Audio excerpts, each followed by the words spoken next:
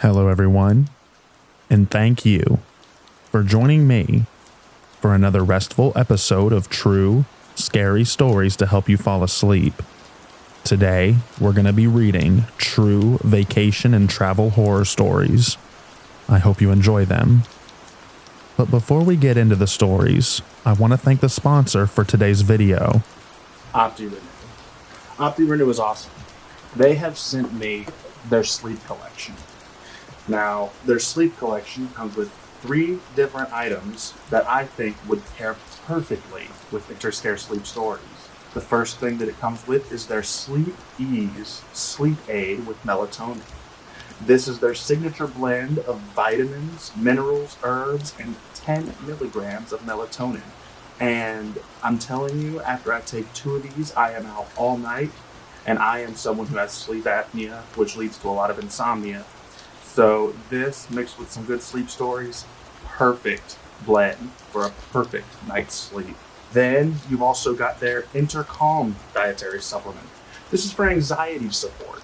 It is their signature blend of vitamins, minerals, and herbs. It has calcium, vitamin B1, vitamin B2, vitamin B3, vitamin B6, biotin, vitamin B5, magnesium, zinc, potassium. It's got all of these things in here that are going to help you with your daily anxieties. And then finally, last but not least, one of my favorite parts of this is their vitamin B12 Ultra. This is for energy and mood support. This is their premium blend of vitamin B12, B3, B5, B6.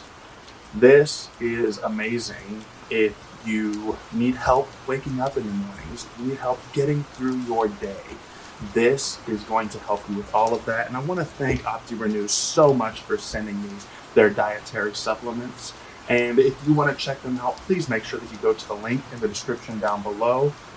Thank you so much, OptiRenew, for supporting this video. Now, everyone, back to the stories. And now, without further ado, lay back, relax, and enjoy these true, scary stories.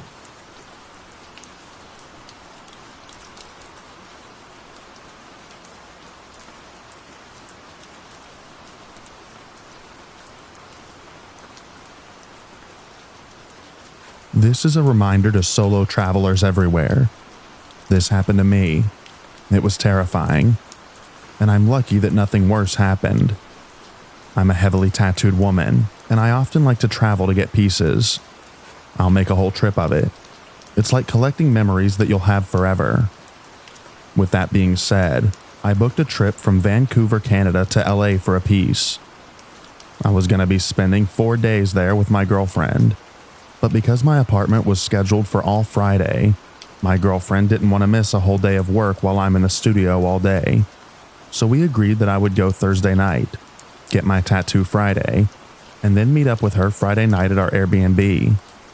Unfortunately, I arrived at LAX around 11 p.m. It was dark. I was alone in a city that I had only been in once before, when I was 12. I followed the map that she wrote me to try and find the taxi area. Eventually, I walk up to a spot where I see 2 taxi drivers standing, and one of them asks me if I need a ride. I say yes, put my bag in the taxi, give him the address, and away we go. It takes about 2 seconds for this normal guy to get creepy. I can see him staring at me through the rearview mirror as he's asking me questions like, "What are you here for? Are you alone? Are you Russian? Are you sure you're not? I'd really like to take you out for some Russian food. You're really not Russian? I'd like to take you out." Nope, no thanks, and no I'm not. We get to the Airbnb and I say thanks, and I go to get out and he says, "I need to make sure that you get in safe." I said that's not necessary. He insists. It's past midnight by this point. No one's around. I'm in a quiet residential area and he's persistent. I walk up to the apartment door and there's a lockbox that I need to get the key from. This man was clearly hoping that it would not unlock the door, because as I'm typing the code into the unlock it, he's repeating the numbers back out loud. 9631. It opens, and I grab the keys inside, and go, "All right, thanks, I'm good now." He says, "No, I need to make sure that you get all the way in." I'm panicking now. He follows me to the apartment door, which happens to be on the first floor, of course. Now he knows what unit I'm in. I open the door and slide in. I told him that my big buff boyfriend was waiting for me at this place. I'm gay. I am the big buff man. And he sees that no one else is in there. I say thanks and go to close the door. He puts his foot in the door so I can't close it and goes, "What? I don't get a hug?" I just wanted this man to leave, so I gave him a quick hug, pushed him away, and slammed the door. I slept with a knife by my bed and had to make sure that all the windows were locked. By the way, ladies, if a man is asking if you're Russian, what he's really asking is if you're a worker. I found that out later. I am so incredibly lucky that nothing else happened. I was really shaken up though, and I barely slept.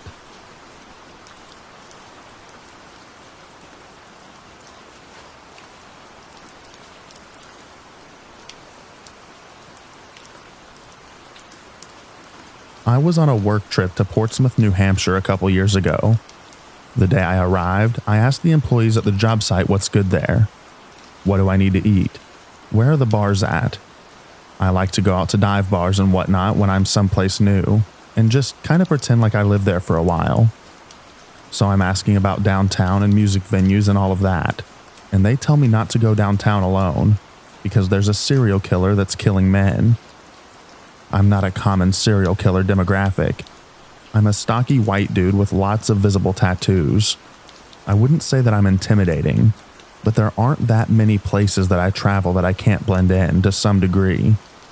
So I laugh it off and obviously go downtown alone immediately after work. So I'm wandering around, popping into bars for a drink at a time.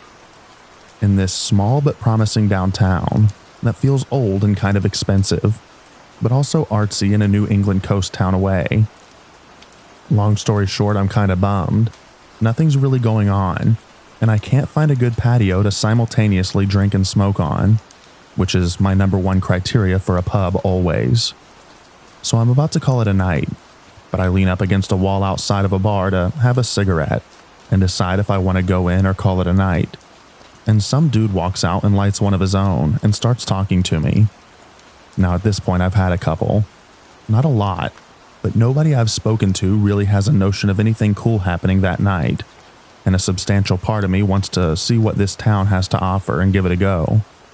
So we start talking about punk and live music and what's going on, and he's super enthusiastic to show a traveler some spots. Of course, the whole time in the back of my mind are the comments about the serial killer, but whatever. He's smaller than me. I have a knife and a decent tolerance for alcohol, so it's worth the risk. He takes me to like 4 bars, a couple of which we have a drink at and feel out if it's worth hanging or not. The town's cool. He makes good conversation, but I'm definitely holding my drink as far away from him as I can. It's weird. I feel like I can only imagine women feel like every day, but I don't have a solid reason to break off the hang yet. And he's honestly putting forth a lot of effort to show me the spots, which is super cool and even more rare. So I don't want to crap all over it. But the whole night he keeps trying to get me to go to this one bar. I don't even remember the name, but it was high school themed. And he thought that that was really cool, which seriously unsettled me. Also, he kept asking me where I was staying, and I kept making up hotel names because it felt weird. But he kept calling me on it, until I finally said something about the Roundabout, which was the name of a hotel and diner right next door to mine. When he made this connection, he lit up, sort of, like with satisfaction of solving a puzzle. So we go to the high school bar. He'd been to all the other ones. There wasn't anything going on anywhere, and it was right there. They actually had a rad solo act playing covers that I loved. So we're hanging, and I'm still stiff-arming my drinks. And then I realize it's been way over the 2 hours that I put on my meter. I gotta move my car or leave. But the night is just now getting good. People are showing up and there's music that I know and love. The high school bar has legitimately been the best bar so far. It was weird. And dude tells me that I can park on the street where there's plenty of spots, since it's after whatever time it needed to be. Cool. I'll be right back, I say. But he's like, no, I'll come with you. And that's weird, but all right, whatever, dude, let's go. So I tab out, and my bill is way more than it should be. And I realize that he's putting beers on my tab without asking. So I tell the bartender to move that stuff to his. And we have a weird moment, but it passes. And we leave to move my car and hit the next spot. So he watches me move my car. Comments on the plates, since they didn't belong to the state that I told him I was from. And I told him it was a rental. We moved on to the karaoke bar. That's okay, where he tells me he's a high school janitor and that he'd invite me to sleep at his place, but it's just a small studio apartment. He asks for my phone number. I play it off and say that I appreciate the friendship for that night, but I don't give out my phone number like that. We smoke weed in an alley with a guy who looks like Sam Elliott from The Big Lebowski. It was weird, but all right. I go back to the hotel and go to sleep, feeling somewhat fulfilled in my experience in that town. The next morning I go to the job site and everything's fine for a while. And then my phone rings with a local area code and it's the hotel.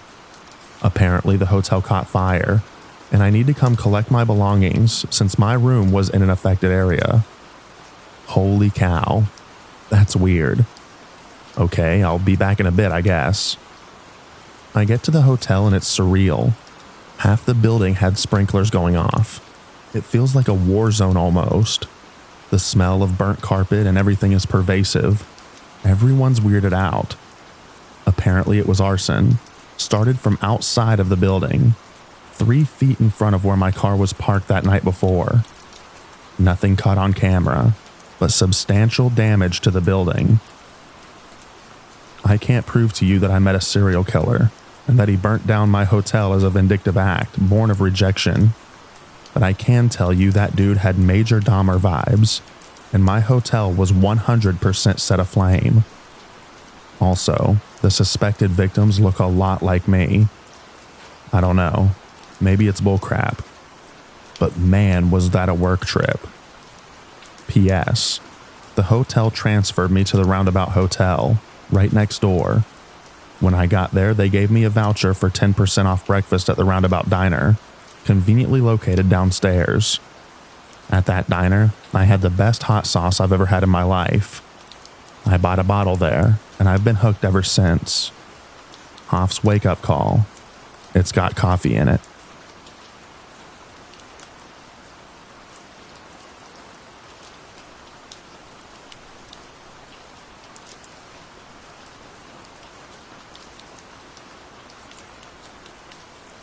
I got kidnapped in Bucharest, Romania within 5 minutes of arriving.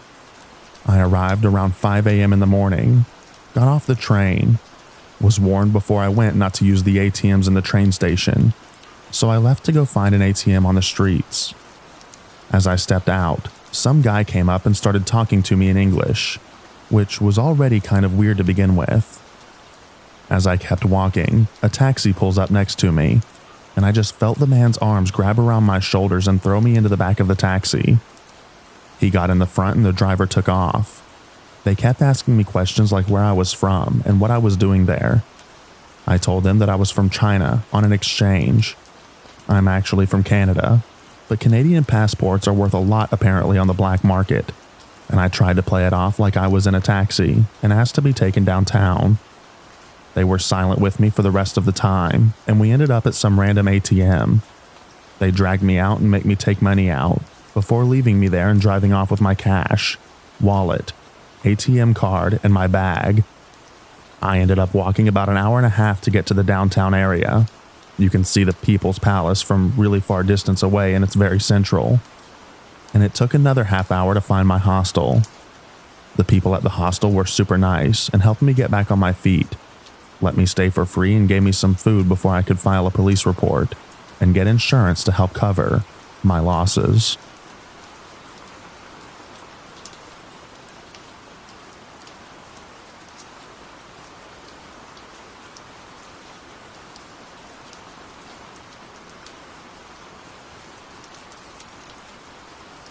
Charles de Gaulle Airport, Paris, France, 2009. While waiting for my flight, I went to the men's room. I had to bring my bags and stuff with me as I was traveling alone. I was in there for not even a few minutes, using a urinal, when a flash mob of maybe 8 kids suddenly come in. They quickly descended on my bags. A few grabbed small shopping bags full of things I'd bought to give as gifts and ran. I quickly aborted my activity, zipped up and lunged for my bags. There were too many, and some escaped before I could do anything. One kid had gotten my laptop bag, but I grabbed the strap. As if well rehearsed, he spun around with a knife, cut the strap in one quick swoop and started running. I didn't care that he had a knife. Dropping the strap fragment in my hand, I quickly grabbed at the bag while kicking the kid in the butt with my foot as hard as possibly could. The kid cried out in agony and ran off. I spun around and saw the other kid had a knife out separating the zipper for quick access to my larger luggage. I caught his eye, and his face contorted into this angry snarl as if he was possessed, and he started yelling some French obscenities at me. 2 other kids jumped me from behind, trying to get my laptop bag. One was the kid that I'd kicked, and he had his knife out. I let out a furious rage of a yell, snarling at these kids, and quickly slipped off my belt to use as a whip on them. A man came into the restroom, looked at what was going on, looked at me and started to turn. "La police, s'il vous plaît, monsieur," I shouted. He turned and looked at me again, frowned, then left. I had a feeling he wasn't going to get involved. I still had my laptop bag in hand. The kid I'd kicked ran off, and the other kid who was with him just shuffled back a bit, looking like he was going to size up my altercation with the kid rifling through my large luggage to see if he might have a chance to get something. While the kid on my luggage was feverishly looking through my luggage, the flap now undone, I kicked him really hard in the small of his back. He cried out loudly in pain. I must have heard him, because he had one hand holding firmly onto where I kicked him. I threatened to kick him once more and he took off, whimpering. The other kid started to leave when the door opened and another one of those delinquents had returned to see what progress was made. I still had my belt in hand and raised my arm at him. He ducked out. "You better tell your friends to return my stuff," I shouted at the one kid remaining. He cursed at me and left. I got my stuff together and went to a police station in the airport to report the crime. The officer I dealt with looked at me with disdain and a total "I have better things to do" face. I described what happened.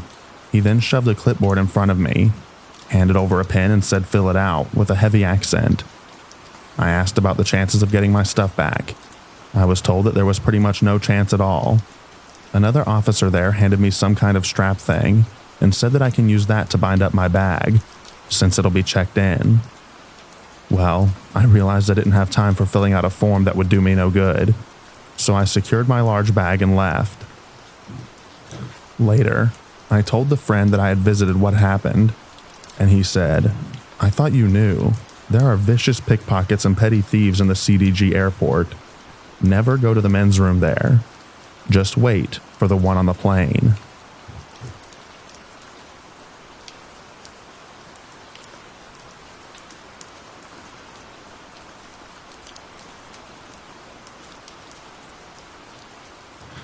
I was flying from Krabi, Thailand to Denver. It involved 3 connections: Krabi to Bangkok, Bangkok to Tokyo, and Tokyo to Seattle. There were long layovers, including a 13-hour overnight one in Bangkok. I have chronic incurable insomnia.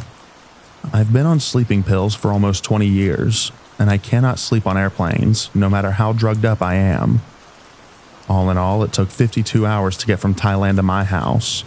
I slept for maybe 45 minutes in that time, in 5 to 10 minute spurts. I started hallucinating from sleep deprivation on the way back from Seattle. Nothing scary, just kept seeing divider curtains on the plane that weren't there, thinking a flight attendant was behind me when nobody was nearby. By the time I landed, I was seeing light visual patterns like the kind people see when they take a small dose of acid. Just knowing my brain was slowly ceasing its normal function was really scary. I was terrified that when I got home, I still wouldn't be able to sleep and it would get worse. Being awake for over 2 days straight was a really terrible travel experience.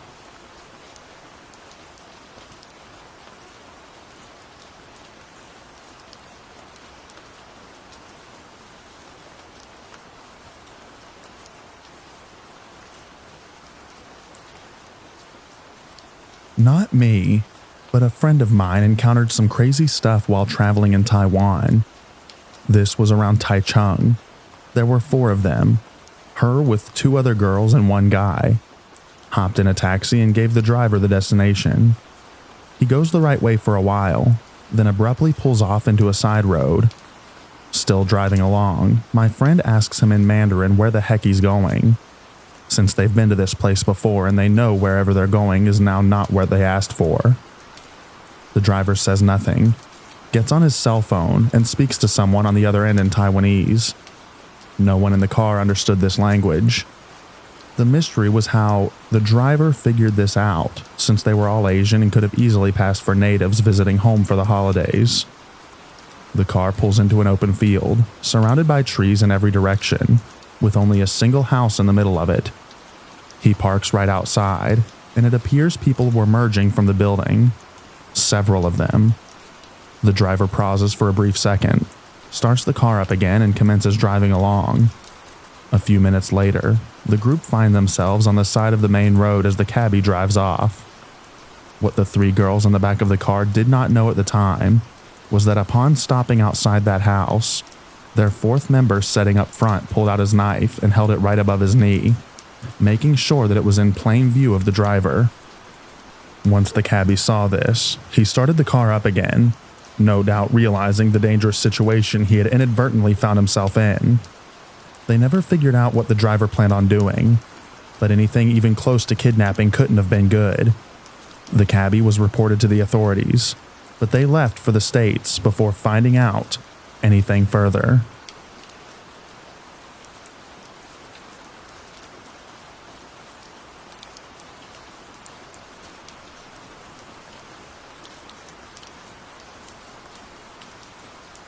When I was in Indonesia, I was walking from my guest house to grab some dinner one night, and a group of 4 men started catcalling and yelling what were probably inappropriate things at me.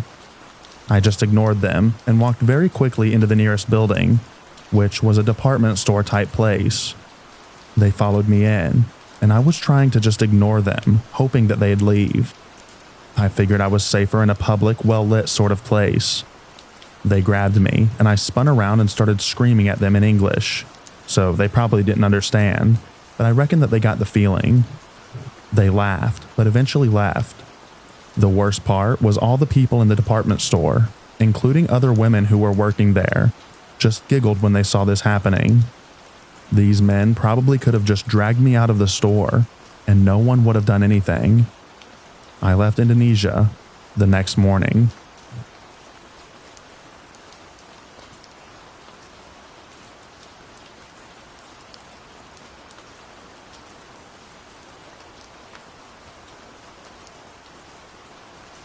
In the Yucatan, southern Mexico, my brothers and I told a local in a bar we were looking for moda. We were in some super small town where everyone gets home at 4 from work, gets loaded and is passed out by 8. This character says he'll take us to the town dealer, and since we were drunk, decided to go along. This isn't your friendly suburban stoner who slings baggies out of his parents' garage. This was some next level narco stuff. With rooster fighting in cages outside, a tall gate, and razor wire all around the house, which by town standards was a mansion, but by American standards, it was a big 30-year-old house that wasn't maintained. My drunkest brother decides to go for it, while we wait outside. In a few minutes, I hear laughing, and he's being the life of the party, acting like the jolly drunk, American speaking Spanglish. He was in there half an hour, but since we didn't hear any bad sounds like yelling and fighting, it was okay. He gets escorted out and says drunken goodbyes, and pulls us along back to the bar by our pension. He tells us that was the most scared he'd ever been. There were 2 dudes with machine guns that he could see, and he was sat down in front of some bigwig with gold teeth. It was like a movie set, and he wouldn't have been surprised if there was a tiger in the basement to eat people. This area is known for kidnapping tourists, as well as hanging the headless bodies of competitors and law enforcement from bridges. He didn't realize how bad it was until he got in and saw that he was interrupting some kind of party. Everyone was pretty messed up though, and he just tried to be goofy and amazed at all their stuff, so they'd like him. They wanted him to party, but he said his brothers were waiting, and he had to bring us a little weed or we'd worry. He used the language barrier to leave against their request to stay, and do God knows what. Sober us realized the next day that it could have turned out terrible, and the weed wasn't even very good.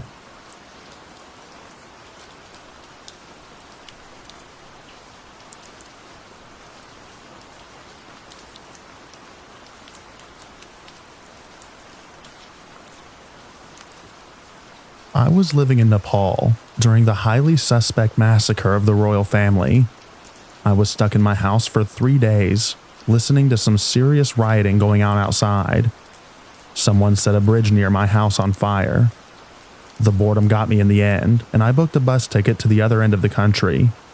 I had to ride my bike through a hail of bricks to get the bus stop pickup point, and I enjoyed a relatively quiet and uneventful 10-hour bus journey. I walked the Himalayas, ate lots of dal bhat, got giardia, saw some wonderful mountains. When I returned, Kathmandu was back to normal. Everyone was rather nonchalant about the whole thing. All the men had shaved heads and it was all back to normal. The change was really rather eerie. It was like nothing happened. Apart from my bike, it had 7 shades of crap kicked out of it by the rioters. Poor bike.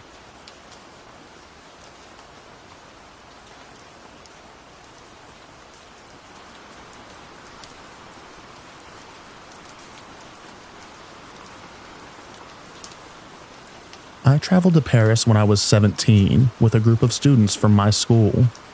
We were told to keep our money packed away safe and to never talk to the street vendors, especially those who were making bracelets on tourists' wrists. These men make bracelets and then charge exorbitant fees, and if you don't pay them what they ask, they will threaten you or physically stop you from leaving the area. I was paired with another young girl when we were traveling to the Sacré-Cœur, and a man approached us wanting to make a bracelet for us. We declined, but he wouldn't take no for an answer. He kept bothering us and following us up the hill while we were still saying no. At one point, he grabs my wrist and starts trying to work. I grab onto my friend and he's pulling me into the other direction. He starts screaming at me and pulling me harder, and I'm not sure what to do at that point. My friend starts screaming for the police and he took off. Unfortunately, the same thing happened to one of our other students, who didn't understand that the man was not going to let him leave without paying 20 euros. The student tried to leave, but the man was threatening to follow him and kill his family, and do all sorts of terrible things. The student took a picture of the man, and the man snatched his camera and took off. Tourist destinations are crazy.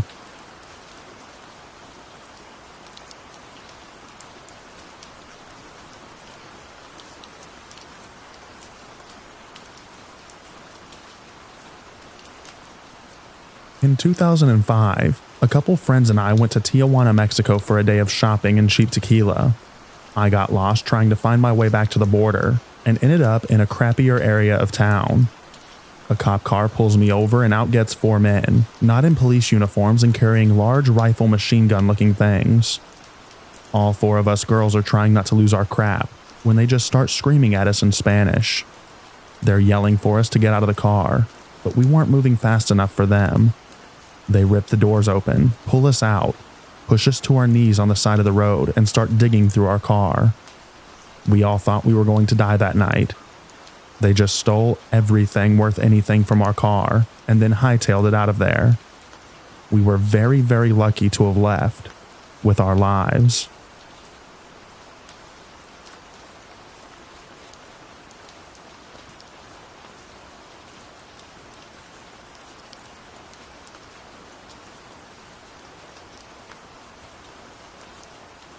During university, I went on an education-sponsored trip to Singapore. Everything was amazing until the last night that we were there. We went to a club that was a bit of a trek from the hotel. I ended up being way too sober to continue partying, so I hightailed it back to the hotel with my boyfriend. Everyone else stayed behind, but eventually split up at last call to catch cabs and such. A guy and a girl from our group decided in their drunken stupor to walk back from the hotel. They somehow, in some weird way, ended up wandering into the Singapore port. Keep in mind, the port is the livelihood of Singapore. They didn't even realize it until a port authority car pulled up to them and told them that they'd give them a ride back to their hotel. They were friendly about it, so they hopped in. What happened next was insane. I get a call to my room at 4 a.m., and someone in very broken English is asking if I know these two people. I was sharing a room with the girl. First, I thought that it was a prank by a friend, but then I freaked out when I started asking if they're okay, and this really eerie laugh was heard on the other end. They wouldn't give me their name or location. That gut-dropping feeling when you realize it's not a joke and something is seriously up. Turns out the port authority arrested them, turned them over to their version of the state police, and were accusing them of being spies who had scaled the wall of the port to gain intel on trade. Both of them were separated, interrogated, guns were pulled on them in order to get them to fess up. They were taken to the walls of the port and forced to explain how they scaled them. One cop told one friend that the other guy had already confessed, so they might as well turn themselves in too. These people were totally crap-faced when I left them a few hours before. I could only imagine the sobering fear. It took the rest of the group and the hotel front desk staff hours of calling to finally locate where they were being held in the city. Luckily, we met a super successful businessman/lawyer living in Singapore, but from our hometown a few days before. We called him up and asked if he could help us. He went to work on it. 12 hours later, with the threat of our government getting involved in the mess, they finally turned our friends over to us. We got out of there pronto.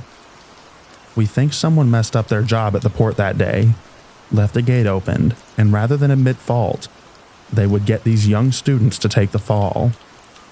Thankfully, neither of them gave up, because God knows how insane their punishments are over there. Moral of the story? Take a cab.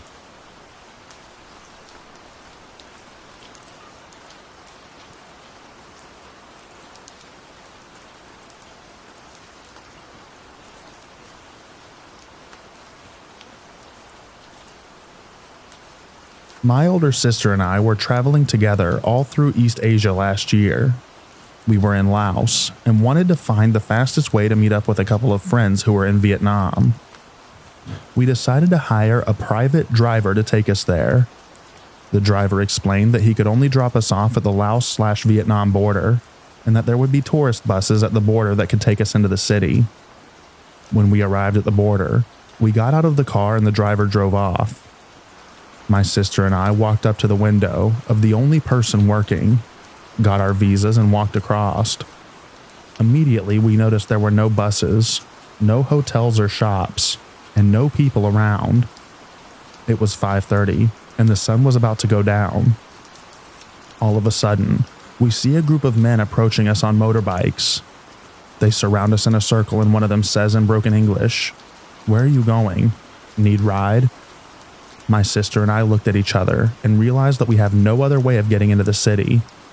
We tell the man where we want to go, and he tells us the city is only 15 minutes away, and that it would only cost us $12 to take us there. This all sounds great, except when he mentions that my sister and I would have to get on separate bikes. We decline his offer, unsure of how else we'll get into the city. We start trying to walk away, but the bikers try grabbing our arms and following us. They try to haggle and convince us to get on their bikes. We see a garage door open a few yards away, and we head towards it. An older couple is watching television inside, and we ask them for help. The bikers had followed us there and started shouting at them in Vietnamese. The couple looks at us in confusion, and my sister and I realized they were probably trying to somehow persuade them to not help us. My sister then looks at the couple and says, $70 drive to city, and points at the car sitting in the garage. The older lady shakes her head in agreement and then looks at the bikers and shouts something to them in Vietnamese. The bikers try to convince us one more time to get on their bikes and start laughing. They finally realize there was no convincing us and they leave. We get in the car with the older couple and they start driving to the city. The scariest part is that it took over an hour and a half to get there, when the bikers said only 15 minutes. Just thinking what could have happened to us if we got on those bikes gives me the chills.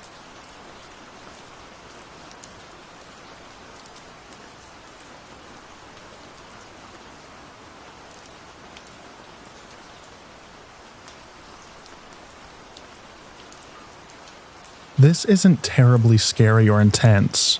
More of a, I wonder what that was and what would have happened scenario.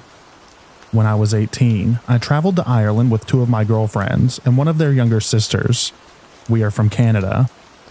My one friend, both of her parents are from Ireland, and so we were staying with a variety of grandparents, cousins, etc. One day we were dropped off in Belfast and told where to meet the family member, I don't remember who, at a specific time and place so we could sightsee on our own and do a little shopping. We were in a very busy shopping and tourist area, tons of people around. As we were walking around, this young guy in his early 20s walks up to us with a clipboard and asks if we would like to participate in a survey. Being young girls, a cute Irish guy talking to us turned us into idiots. As he was asking questions about what we thought about the shopping district, what we like to spend our money on, I was watching the guy write down the answers. First of all, his clipboard had only a blank piece of paper with no listed questions. And secondly, I watched him sloppily kinda write down my friend's answers. I've always had amazing intuition, and something didn't feel quite right to me. I thought we were in a busy place with tons of people.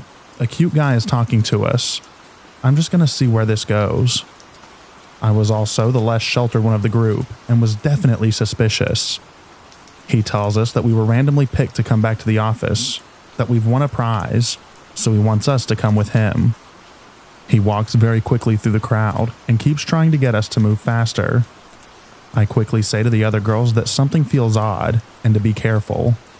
He leads us into a rundown building and there's a huge staircase. It's dirty and there's garbage all over the floor. Remember, this is in the middle of the day, and there's a crap ton of people around, but now we are out of sight from the public area.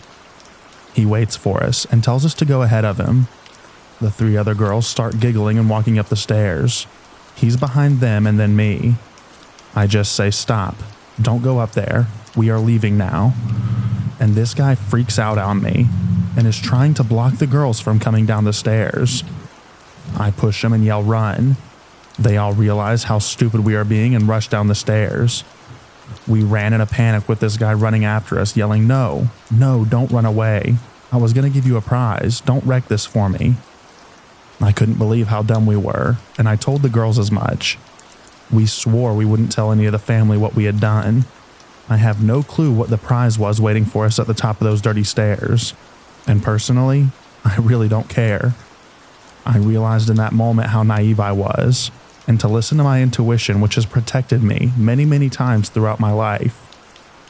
What a bunch of idiots we were.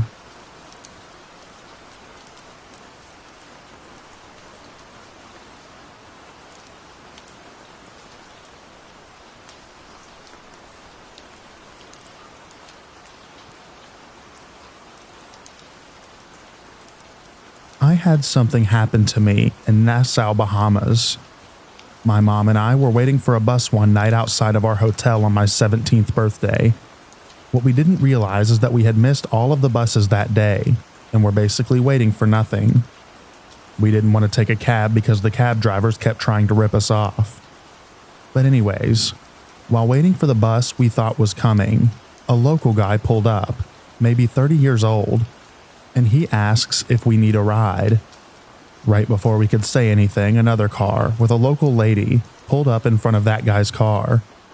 She rolled down her window and told us to never take a ride with a stranger, as it was very dangerous. After that, she drove off. Now, we were going to reject the man's offer for a ride anyways, but this definitely made it official. We walked back to the guy's car to politely decline, and right as we did, he started screaming and cursing at us.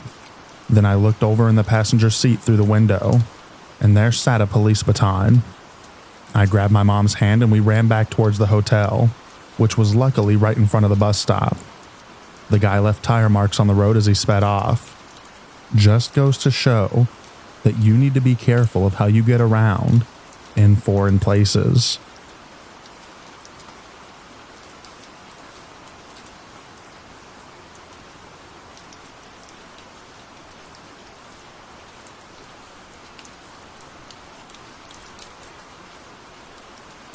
I spent about 3 years backpacking around the world and definitely came back with some pretty good stories. Here's a kind of interesting one. After a big night out in Brussels, I started walking back to my hostel or hotel. I was staying in the worst part of the city, so things were already a bit sketchy since it was probably around 3 a.m. As I came into the neighborhood I was staying in, I passed a small bar with muffled music coming out of the door. I couldn't see what the scene looked like, but thought, hey, why not? As soon as I walked in, I realized that I might have just made a big mistake. It turns out that this was the Congo bar. Now, I'm a 6'2" blonde guy who doesn't typically feel small in a room, but I felt tiny. There were about 40 guys, no women, all from the DRC, and these were some big boys. Immediately when I walk in, a guy grabs me, slams a glass in my hand, and fills it from his beer bottle. I think that these guys were just thinking that I was either crazy or had some big cojones. Anywho, we start slamming them back when I notice a huge guy on the other end of the bar staring at me like he wants to eat my children. We make eye contact, and he just starts screaming at me in Congolese. Immediately, everyone focuses on this one-sided exchange, and the bar quickly splits down the middle. The guys who were giving me beers, there were about 8 to 10 of them, start screaming back at this guy, who's now been joined by his buddies.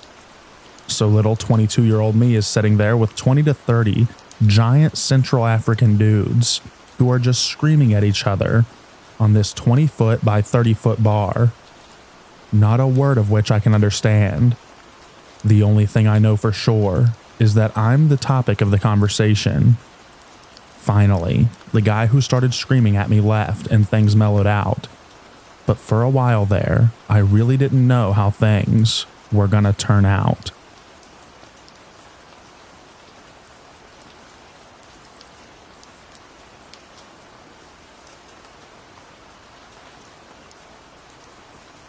This happened a few years ago when I was around 17 years old.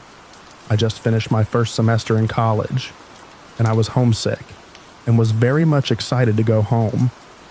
I'm going to a university about 4 to 5 hours away from my hometown.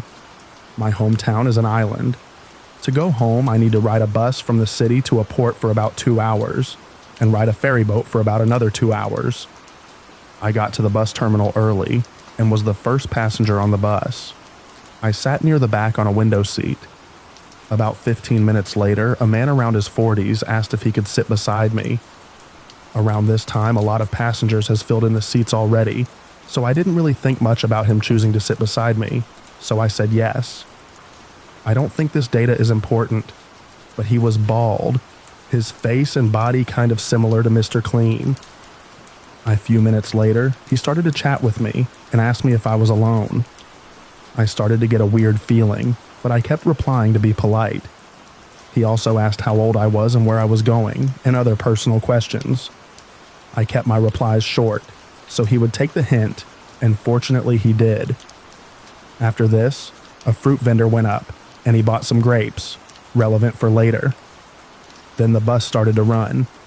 About an hour into the bus ride, my mom called me to tell me that she was not sure if my dad could pick me up from the port because she was at a meeting, and she was not sure when it will end. She does not drive, and my dad picks her up. When the call ended, the guy started talking to me again and asked who it was. It was foolish of me, but I answered that it was my mom. He asked why my mom called, and I replied why. He smiled and said, So that means you're going to name of place. I'm going there too for a vacation. Let's just go together. I don't know why, but I just didn't react or anything. I was getting scared at that point. But what would I do?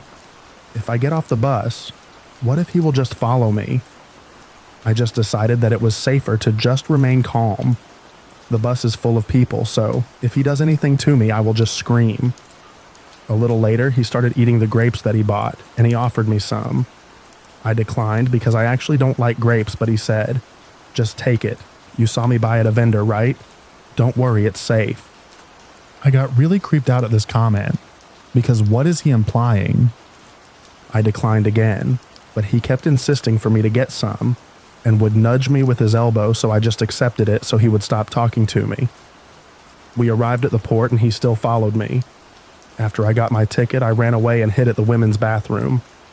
There are a lot of people, so I know he won't follow me there. While I was there, I got a call from my mother saying that her meeting ended and they could pick me up at the port. I was relieved. I should have told her about the man, but I didn't want her to worry, so I didn't really say anything. When I went out, the man was already gone. I boarded the ferry and prayed that he won't see me, but unluckily he did see me and sat beside me. I froze. I didn't know what to do. He continued talking about how he wants me to tour him around the island. He also said that he doesn't know what to ride, to go to the town center, so he asked if I could go with him. I stayed silent and just nodded. I didn't want him to be angry, because I was afraid he would do something to me. I just hoped that I would immediately see our car when the ferry would arrive at the island, so I could part ways with him immediately. He continued talking to me and even asked me for my number, saying that he needs to have it so that he can contact me, if so that we could tour together. I gave him my number, but I changed a 3 to an 8. He then proceeded to dial that number, but it didn't ring. The number was invalid. He looked at me and asked if I gave him a wrong number. There was a hint of anger in his eyes, and he said that I should review the number that I gave him. I was shaking at this point, and was actually glad that I changed just one number, so I pointed out that I must have typed an 8 instead of a 3. He laughed and told me, "I thought you betrayed me. How could you give a wrong number to a friend?" After the longest 2 hours of my life, the ferry is finally about to dock. I could actually see our car parked near the exit of the port. When we arrived, I hurriedly went down, and the man still followed me. He asked me where we would get a ride to the town. I motioned to where the terminal for the transportations are, and I went the other way to our car. He asked me where I was going, and I told him that my parents came to pick me up. I could see that my dad was waiting outside the car. The guy gave me an angry look and said, "But I thought they will not pick you up." I just shrugged and continued walking. I went to our car and gave my dad a hug. He asked who that man was, and I told him that I will tell him later. My mom was in the car, so I didn't want her to worry. When we got home and I told my dad what happened, he was angry at the man. He told me to just stay home for a few days. He also went with me when I had to go out. A few days later, the man called me, but I didn't answer. He called me about 3 times and he texted me. We could have had a lot of fun. I blocked his number after that and never saw him again, and I hope I never will.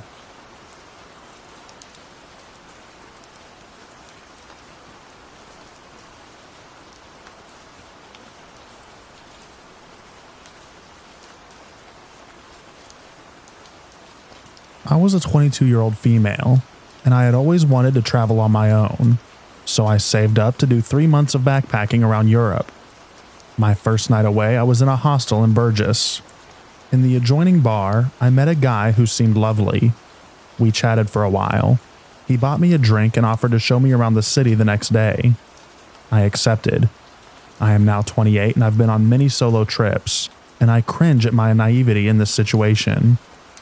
It got late, and I said I was going to my hostel, which required going outside then back into a building next door to use a key fob. He walked outside with me, and as I said goodnight, he leant in to kiss me. So I stepped away and asked him what he was doing. He then leaned his hand against the door and said, "Can I come inside with you?" At this point, my heart was hammering. In hindsight, I should have yelled for someone, but instead I pushed his arm to one side and quickly tapped my key to go in. I turned to look as I walked up the stairs, and he was watching me the whole time. I'm lucky he didn't force his way in after me, but it definitely taught me to be wary of friendly locals from then on.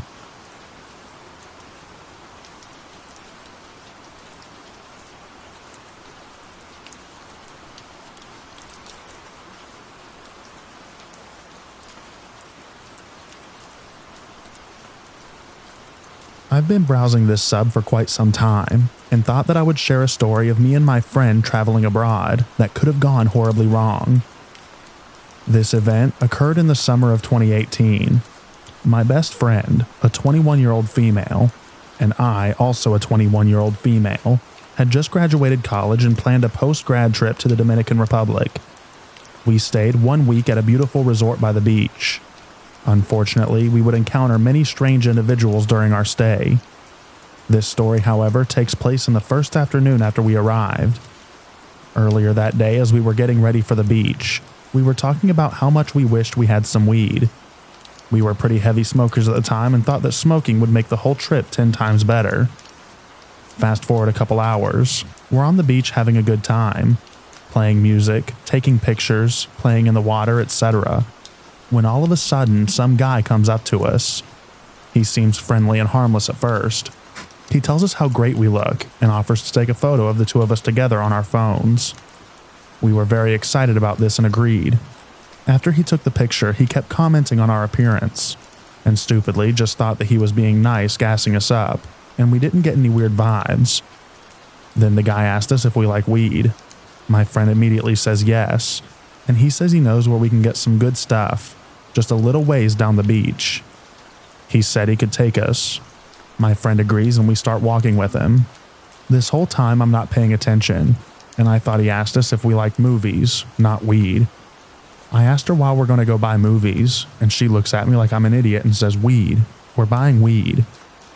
At that moment, we both realized we left our bags and wallets at the beach by our chairs and didn't have any money or our phones. We told the guy this. Yeah, I know, we're stupid. And he told us no problem.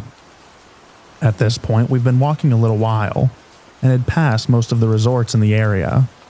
We started entering into a more local part of the beach. At this point, I get nervous because there's probably a dozen men all staring at us hard. Of course, all we had on us were swimsuits, which didn't help. Eventually, this guy leads us to some small beach shop and takes us to a back room. We go inside. He locks the door behind him. In this room was a single desk, 2 chairs, and wall-to-wall cigars. There was also another man in this room sitting at the desk with a gun tucked in his pants. At this point, me and my friend are both very nervous and scared. He tells us to sit down, and we do because we're terrified. The guy we met at the beach tells Gun Guy that we're going to buy some weed. The guy at his desk is friendly-ish and says no problem. He asks how much and we tell him. We mention again that we left our money at the resort, and maybe we should go back and get it and come back later. He says no, it's okay. His guy will go back with us and collect the money. He said that we can take it now, but only if we do him a favor. Nervously, we ask him what the favor is, because we just want to get out of there as soon as possible. He says he'll give us the weed and roll it for us if we show him something. We quickly say no and try to laugh it off. However, he continues to ask, and I start to get nervous that he won't let us leave unless we do what he says. I quickly tell him that we have boyfriends, so we can't do that, but we can give him a hug if he'd like. Him and his guy then look at each other and bust out laughing. My friend and I are really scared at this point. He starts talking about how good it is, how it's Jamaican, and he's giving us a deal that we need to do something for him. We offer to pay more, but refuse to do anything for him. Then he starts asking us in Spanish, hoping to trick us into agreeing. My friend, who did not speak Spanish, just answers yes, hoping to appease him so we could leave. Luckily, I understand some Spanish and quickly said no. We insisted that we need to get back and we'd pay extra, but we're not showing him anything and he needs to stop asking. The man gets annoyed and says something to his guy. He rolls the weed and tells us to get out. We were so relieved to leave this room. Luckily for us, the guy takes us back to our resort, collects the money and leaves. We start laughing about how crazy that was and how it could have gone way worse, but at least we got weed and we're alive. We were very dumb and naive. Then, out of nowhere, a staff member at the resort comes up to us angry and asks where we have been and who that man was. We looked at him shocked because we didn't know him, and he was practically scolding us like children. He told us these men are not allowed at the resort and that they come to the beach hoping to lure tourists. They're very dangerous and that we need to stay away. We lie and say that we don't know what he's talking about and that we'd appreciate the concern, but we're okay. We didn't want him to know that we had weed on us because it's illegal and not allowed at the resort. He finally leaves us alone, but for the rest of the trip, wherever we went, that man was always lurking in the background. I couldn't tell if he was suspicious of us or if he called himself watching out for us. Anyways, that was just one of many creepy experiences I've had while abroad. If you like this story, let me know. Maybe I'll tell you about the time that we were almost kidnapped in Prague by our Uber driver.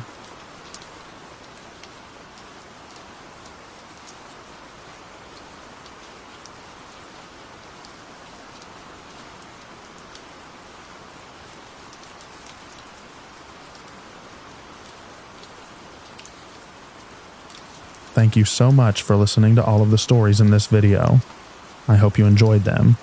I also hope that you enjoy the extra rain at the end. Get a good night's sleep, everyone, and I'll read to you in the next video. Bye-bye now.